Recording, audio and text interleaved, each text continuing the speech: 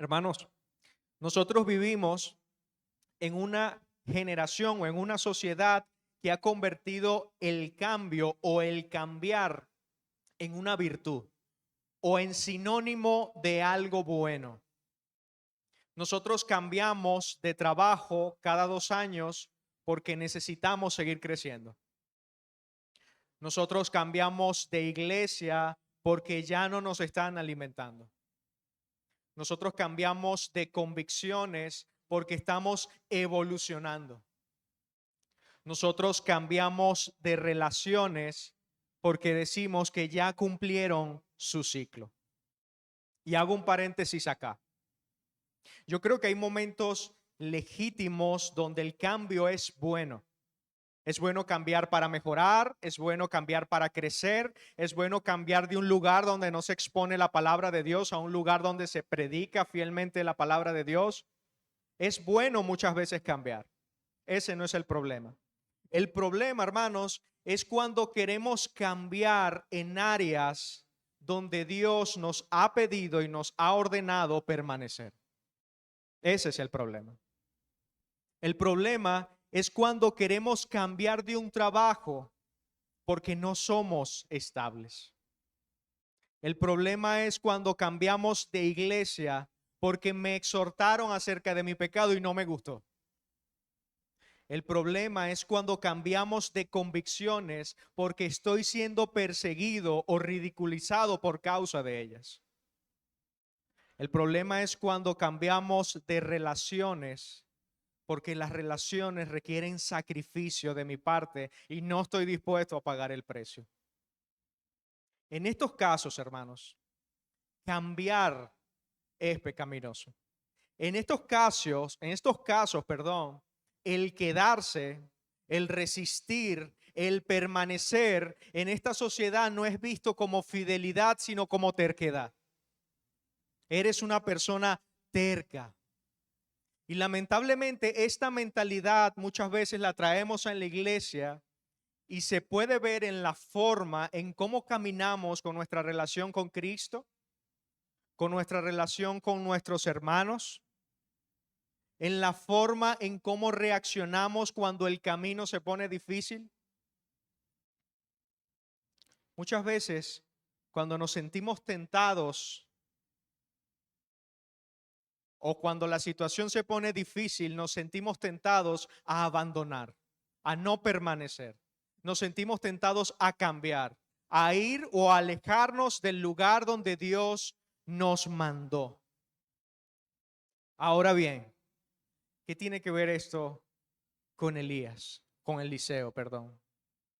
Hermanos, Eliseo también estuvo o experimentó una situación donde él estuvo tentado a cambiar, o a cambiar de dirección o a cambiar de decisión. No solamente en un momento, sino incluso 4 veces en un mismo día. Hoy en nuestra serie sobre los reyes vamos a hablar del profeta Eliseo. Y aunque Eliseo no era un rey, su historia o estudiar su historia es importante porque no podemos separar la vida de los reyes de la vida de los profetas.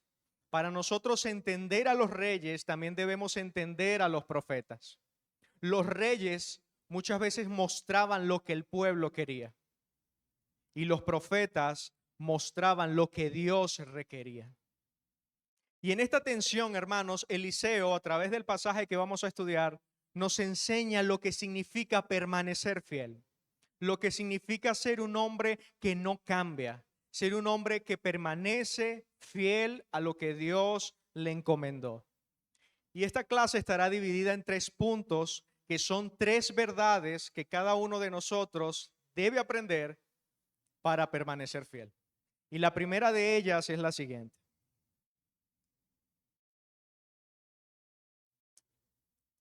Permanecer cuesta.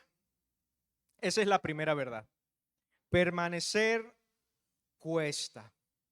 Hermanos, en el pasaje que acabamos de estudiar, nosotros vemos que Eliseo va siguiendo al profeta Elías. Pero hay un detalle.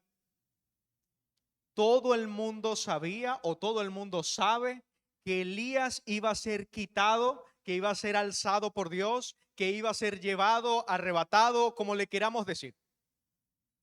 Y en medio de esta situación, el profeta Eliseo decide quedarse y decide permanecer al lado de su mentor. Decide seguir a su maestro espiritual, decide seguir al profeta. Y lo curioso de esto, hermanos, es que Elías en 3 ocasiones le dice al profeta Eliseo, quédate aquí. Ellos recorren 3 lugares distintos. Recorren Gilgal, recorren Betel, recorren Jericó. Y en cada uno de esos lugares, Elías se detiene, llama a Eliseo y le dice, Eliseo, quédate aquí. Ya no me sigas. Dios me está llamando a otro lugar. Y lo hermoso es la respuesta de Eliseo, el discípulo fiel. Eliseo no dice, está bien, me voy a quedar aquí en Gilgal, en Betel, me voy a quedar en estos lugares, en Jericó, no. Sino que él hace incluso un juramento. Él dice, vive Jehová y vive tu alma, que no te dejaré. Vive Jehová y vive tu alma, que no te dejaré. Hermanos, el texto no nos dice por qué razón Dios envió a Elías a estos diferentes lugares. Pero pareciera ser que es una especie de prueba o de preparación, no para Elías, sino para Eliseo. Pareciera, hermanos, que Dios quisiera probar qué tan en serio se tomaba Eliseo su determinación de permanecer junto a Elías. Y lo lleva a través de 3 lugares. Estos 3 lugares, hermanos, son sitios, son ciudades donde Dios actuó poderosamente en el pasado, pero que en el presente, en ese momento, estaban altamente paganizadas. Eran lugares donde Dios había manifestado su gloria, pero que en el presente el pueblo se había desviado de Dios y se había convertido en idólatras. Uno de esos lugares fue Gilgal. Gilgal, hermanos, fue el lugar donde el pueblo de Israel hizo su primer campamento después de cruzar el río Jordán para entrar en la tierra prometida. Gilgal fue el lugar donde por primera vez la nueva generación que salió después del desierto se circuncidó. Gilgal fue el primer lugar donde el pueblo celebró la Pascua estando ya en la tierra prometida. Allí en ese mismo lugar levantaron un altar, levantaron 12 piedras en honor a la fidelidad de Dios que los había protegido en el pasado. Así que es inevitable pensar que cuando Eliseo iba junto con Elías y cruzaron a Gilgal, pudieron recordar todas las maravillas, todas las obras que Dios había hecho en el pasado. Gilgal, por así decirlo, les recordaba la consagración del pueblo a Dios. Pero Dios le dice a Elías, vete, ahora te voy a llevar a Betel. Y Eliseo se va junto a su maestro y llegan a Betel, y es importante también ver en Betel o recordar que en Betel también fue un lugar donde la gloria de Dios se manifestó en el pasado. En Betel fue el lugar donde Dios se le apareció a Jacob cuando él estaba solo, cuando él estaba huyendo de su hermano Esaú, cuando no tenía absolutamente nada y su almohada era una roca. Fue en ese lugar, hermanos, donde Dios se le apareció a Jacob y le dijo, no temas, yo estoy contigo. En un sentido, podríamos decir que Betel le recordaba a estos hombres la presencia de Dios en todo tiempo. Pasaron un lugar donde les mostraba la consagración del pueblo a Dios. Ahora estamos en Betel, donde vemos la presencia de Dios que acompaña a sus escogidos en todo tiempo. Y por último lugar, ellos fueron a Jericó. Cuando ellos llegaban a Jericó, es inevitable pensar en aquel momento de la historia donde las murallas de esta ciudad cayeron, pero no por estrategia de hombres, no por fuerza, no por armas letales, sino recordar que esas murallas cayeron por la obediencia del pueblo a Dios. Dios le dije que rodeen la ciudad 7 veces, el pueblo la rodeó, luego clamaron y Dios respondió la oración. Imaginen por un momento estar sirviendo con un hombre por muchos años y tú sabes que se acerca el momento de su partida. ¿Qué conversaciones podemos tener? ¿De qué podemos hablar? Yo creo que es inevitable que a través de todos estos lugares estos hombres pudieron ver y recordar las maravillas de Dios. Elías pudo recordar cómo Dios ha sido fiel a su pacto a través de diferentes generaciones y ahora llega el punto de partir y ahora quedó el joven Eliseo solo. Hermanos, y por si fuera poco, aparecen unos nuevos personajes. El pasaje, el texto que acabamos de leer en el versículo 3 nos dice que aparecieron los hijos de los profetas que estaban en Betel y se acercan a Eliseo y le dicen, ¿sabes que Jehová quitará hoy a tu Señor sobre ti? Es como si le estuvieran metiendo el dedo en la llaga. Eliseo responde, sí, yo lo sé, cállense. O no se diga más, o no quiero escuchar más, ya lo sé. Y es importante también saber algo acá, hermanos, que estos hijos de los profetas no son enemigos de Elías ni de Eliseo. La Biblia dice que son hijos de los profetas. Eran hermanos, eran creyentes, eran pueblo de Dios que habían permanecido fiel en medio de la idolatría del pueblo. Pero estos hijos de los profetas le habían dicho a Eliseo, algo que él ya sabía. Y le habían dicho algo que posiblemente ponía una carga sobre él. Y la respuesta de Eliseo es, sí, yo lo sé, no digan nada. Y aquí hay una advertencia para nosotros hoy, o una aplicación para nosotros hoy. Hermanos, si nosotros pensamos cuál pudo haber sido la tentación en la vida de Eliseo, yo creo que pudo haber sido la siguiente. El profeta de profetas se va. Acabo de cruzar por las ciudades donde Dios ha mostrado su gloria y aquí están los hijos de Dios. Es tentador quedarme. ¿Qué voy a hacer siguiendo a Elías? Elías pronto se va. Voy a quedar solo. ¿No es mejor quedarme en Betel, donde Dios ya ha mostrado su gloria en el pasado y donde estos hermanos en la fe me están recordando lo inevitable? Quizás lo mejor es quedarme. Y la advertencia por la cual quiero aplicar hoy es que muchas veces, hermanos, las voces bien intencionadas son igual de peligrosas que las voces malintencionadas. ¿A qué me refiero con esto? Eliseo había jurado delante de Dios que iba a seguir a Elías. Ese era su plan, ese era su objetivo. Estas voces no alentaban a Eliseo a cumplir su juramento. Estas voces no alentaban a Eliseo a permanecer fiel en la promesa que había hecho. Estas voces más bien lo alejaban. Era una tentación. No estamos diciendo que estos hombres lo hayan dicho con mala intención, pero posiblemente en el corazón de de Eliseo pudo haber sucedido así. Me recuerda al pasaje donde Jesús dice que pronto va a morir, que es necesario que él sea entregado y que sufra mucho.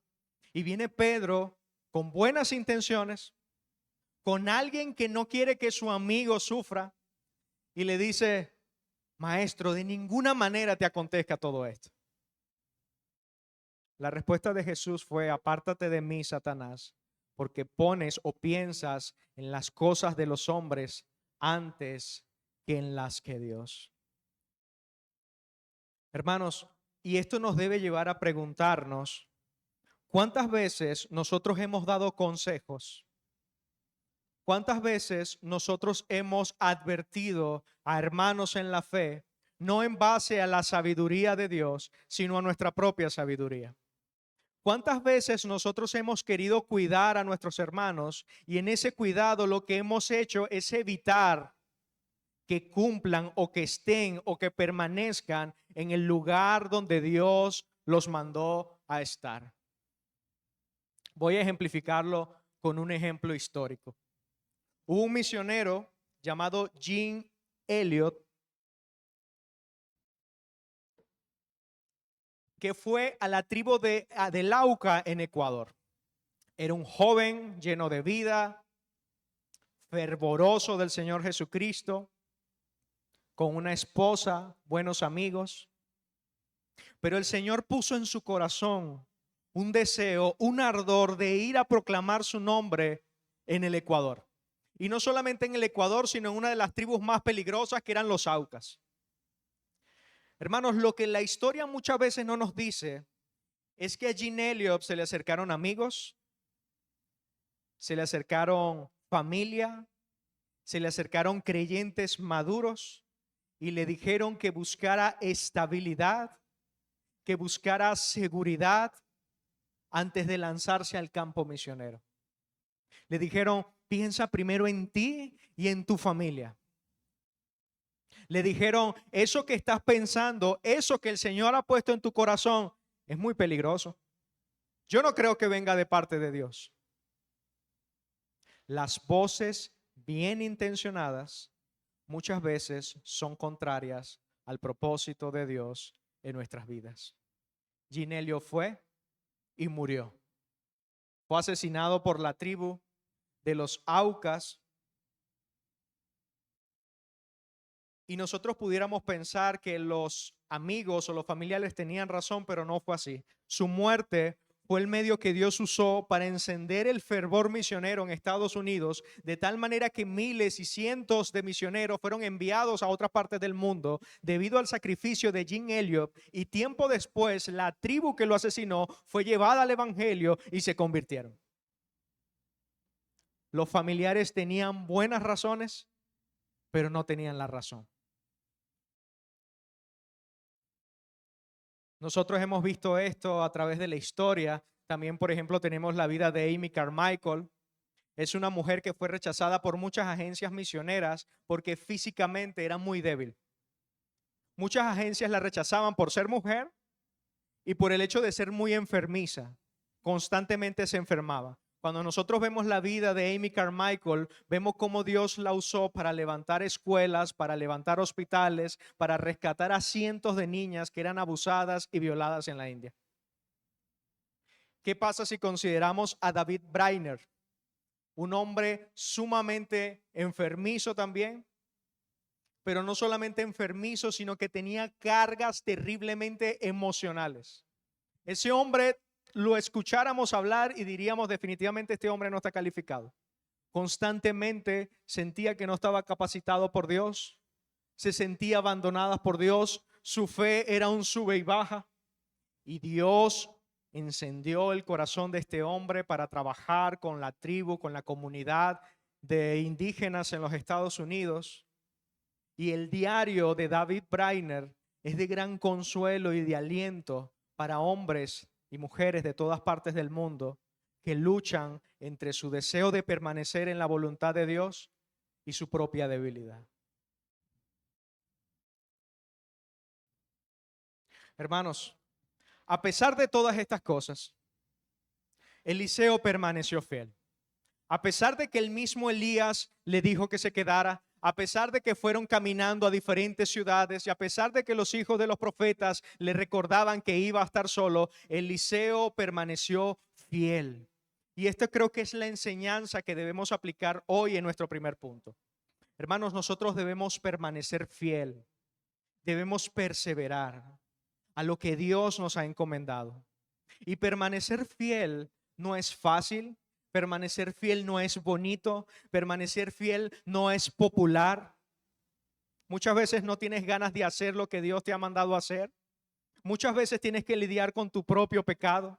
Muchas veces tienes que lidiar con el pecado de los demás. Muchas veces tienes que ser incomprendido.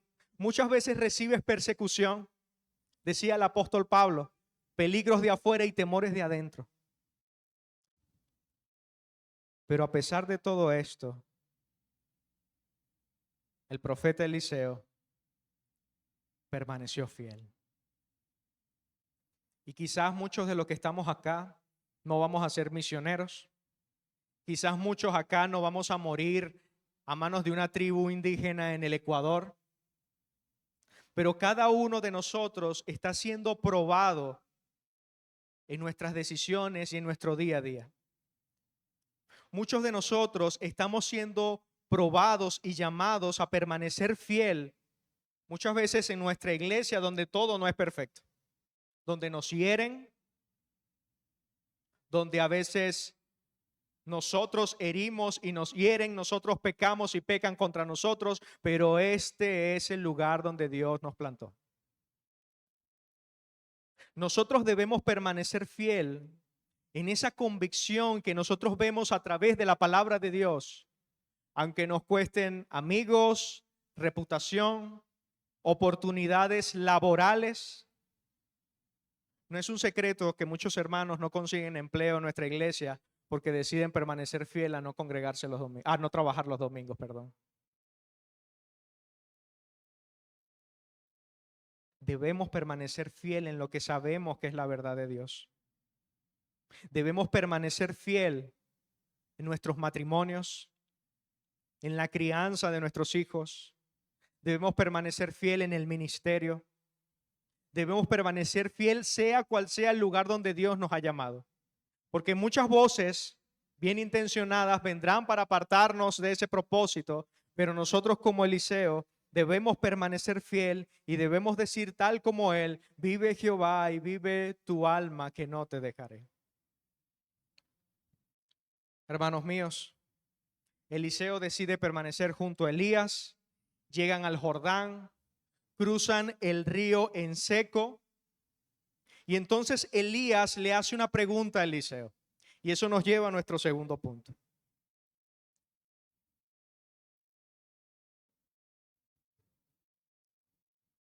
Nuestras peticiones revelan lo que hay en el corazón. Nuestras peticiones revelan lo que hay en el corazón. Hermanos, antes de cruzar el río Jordán, el profeta Elías golpea el río, se abre milagrosamente por el poder de Dios.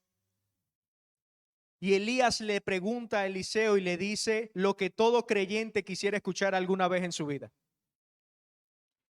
pídeme lo que quieras que yo haga por ti antes de ser separado de ti. En otras palabras, pídeme lo que tú quieras. Aquí te voy a dejar un cheque en blanco firmado. Pon la cantidad que tú quieras, pon el deseo, pon el anhelo de tu corazón en este lugar. ¿Qué pudo haber pedido Elías? Quizás ese manto precioso que tiene Elías, que lo usa para golpear el río y se abre. No. Quizás riquezas, poder, autoridad que todo profeta hubiera querido poseer. No. Eliseo dice: te ruego que me des una doble porción de tu espíritu. Te ruego que me des una doble porción de tu espíritu. Al expresar esto, Eliseo está apelando a lo que dice Deuteronomio 21, donde se decía que el primogénito, cuando un padre tiene muchos hijos, todos deben recibir herencia, pero el primogénito debe recibir el doble de la herencia por ser primogénito.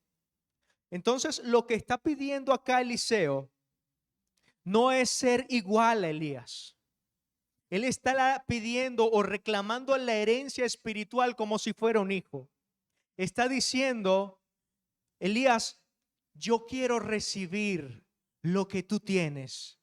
Yo quiero recibir la doble porción de lo que tú tienes. Quiero recibir lo que Dios ha hecho a través de ti. Quiero ser capacitado.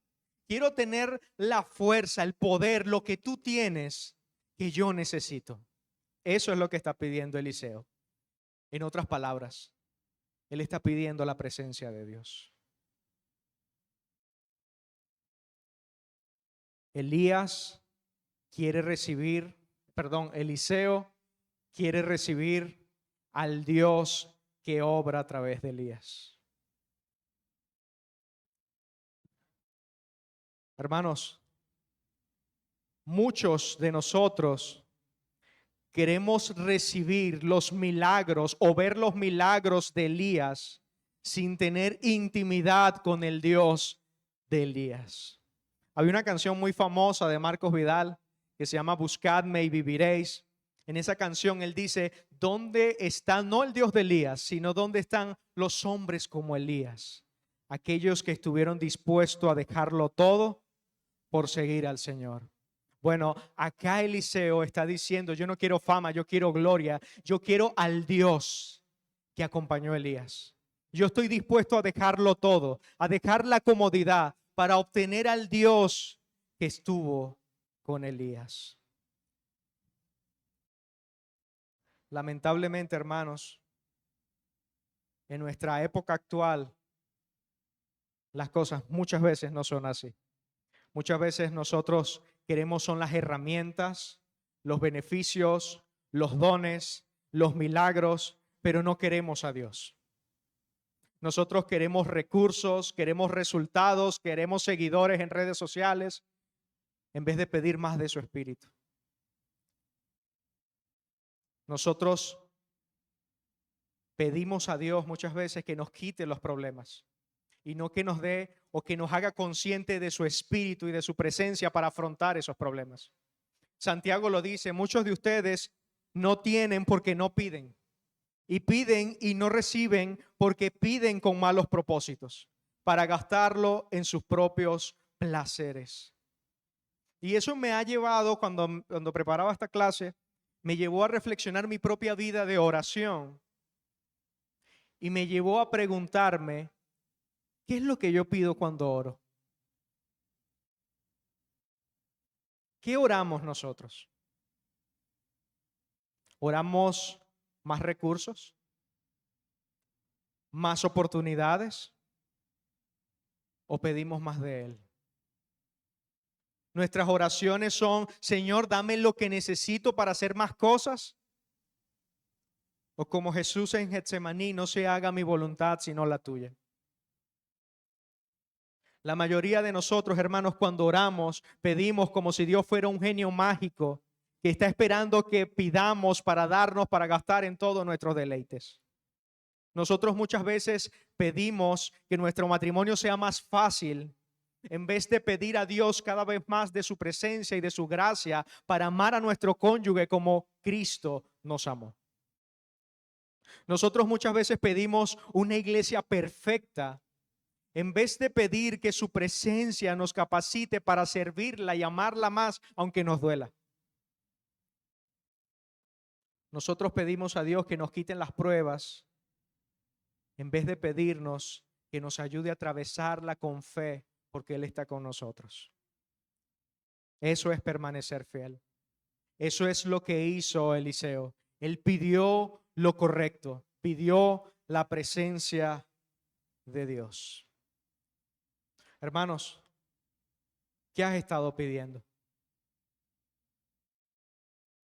¿Cuáles han sido nuestras oraciones? ¿Una casa más grande? ¿Que se resuelvan mis problemas financieros? ¿Que me aumenten el sueldo? ¿Sanidad para un familiar que está enfermo? ¿Que un hijo rebelde vuelva a Dios? Y ninguna de estas cosas son malas en sí mismas. El problema es cuando la estamos pidiendo porque queremos vivir más cómodamente, porque no queremos tener problemas, o la estamos pidiendo porque queremos más de Dios en medio de esta situación. Hermanos, yo me he sentido tentado en medio de mis conflictos, en medio de mis problemas, no pedirles a Dios que me ayude y que me haga afrontarlos, que forme mi carácter a través de ellos, sino que le he dicho, Señor, esto me molesta, quítalo. Señor, esto no me gusta, cámbialo. Muchas veces no me parezco a Eliseo.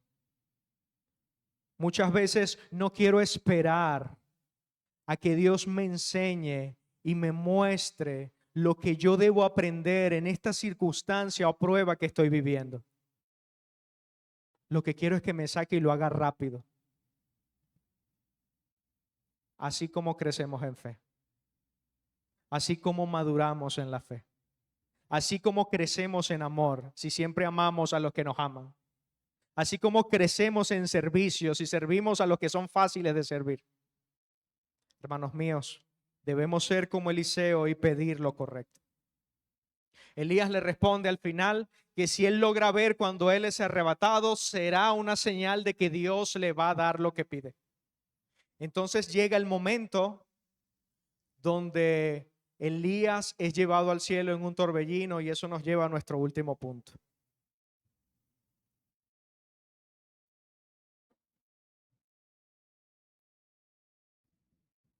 Debemos ayudar a otros a permanecer.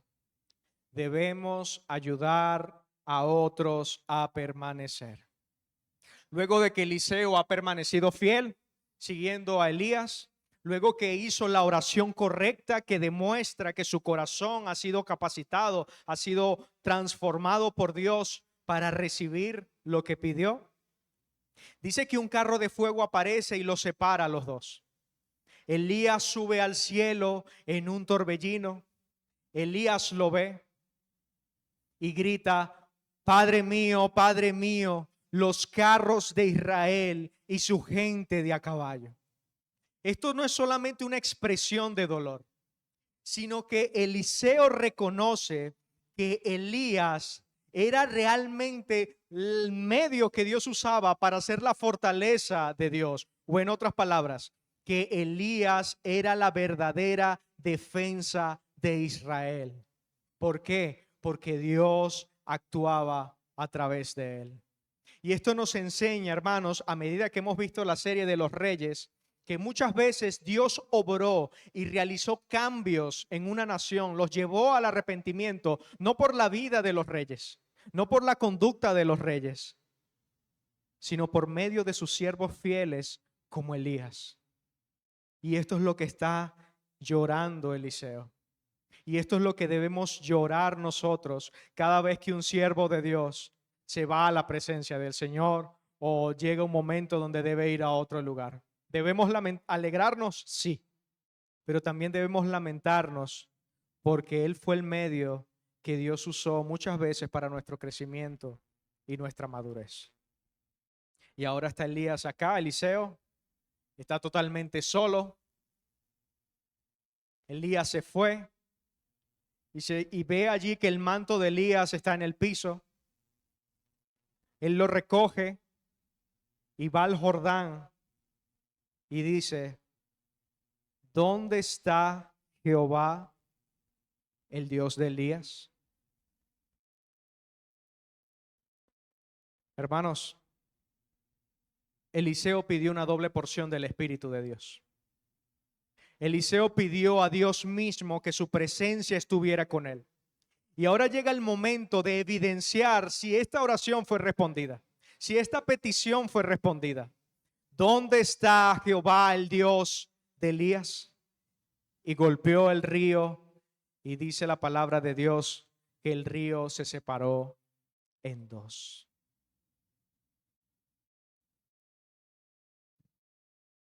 Aquí vemos, hermanos, que Dios es fiel, protegiendo y preparando a la siguiente generación. Elías no está, pero ahora Eliseo viene con la presencia de Dios. Pero también es importante recordar y notar que Eliseo empieza a conducirse, o la forma en que Eliseo hace las cosas es como la aprendió de Elías. Eliseo vio que Elías golpeó el Jordán con el manto. Eliseo va a agarrar el manto y golpea igual que Elías. Eliseo vio que Elías muchas veces invocó al nombre del Señor. En este momento Eliseo invoca el nombre del Señor. Y esto es importante porque nos enseña que no solamente Elías y Eliseo anduvieron juntos, sino que Elías discipuló, Elías enseñó, Elías guió a Eliseo a depender de Dios.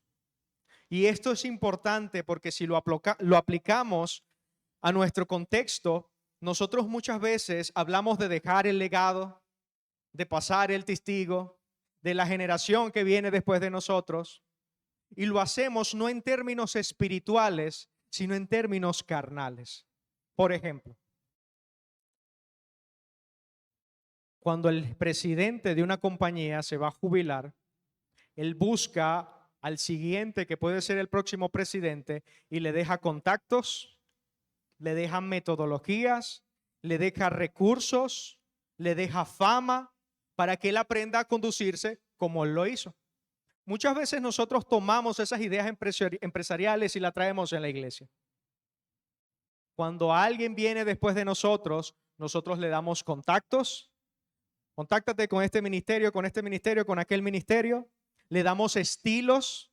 Esta es la forma de hacer las cosas. Le damos habilidades.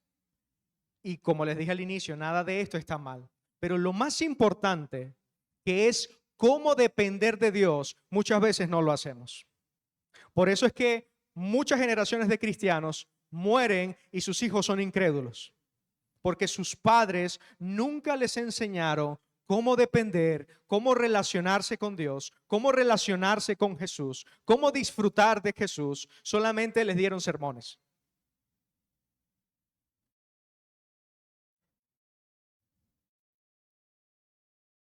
Hermanos,